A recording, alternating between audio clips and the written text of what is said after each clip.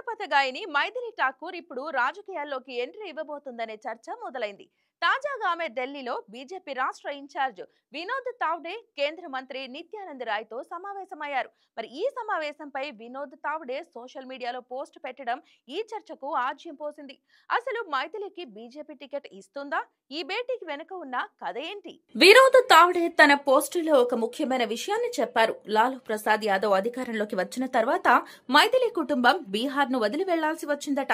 కానీ ఇప్పుడు రాష్ట్రంలో జరుగుతున్న అభివృద్ధిని చూసి వారు తిరిగి రావాలని కోరుకుంటున్నారని ఆయన తెలిపారు.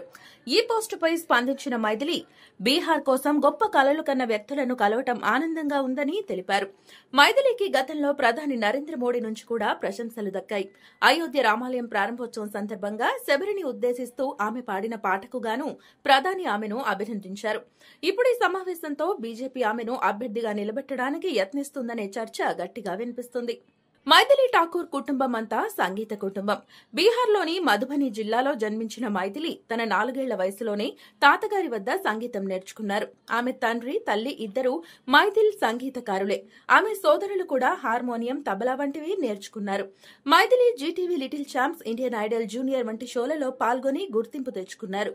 ఆ తర్వాత భోజ్పురి, మైథిలి భాషలలోని పాటలతో సోషల్ మీడియాలో వైరల్ స్టార్ గా మారారు. మైథిలి ఠాకూర్ కూడా ఈ విషయంపై స్పందించారు. బీజేపీ తనకు టికెట్ ఇస్తే ఎన్నికల్లో పోటీ చేయడానికి తాను సిద్ధంగా ఉన్నానని, పాజిటివ్ గా పరిశీలిస్తానని ఆమె అన్నారు. మొత్తానికి యువ గాయని మైథిలి రాజకీయాల్లోకి వస్తుందా లేదా అనేది త్వరలోనే తేలిపోతుంది.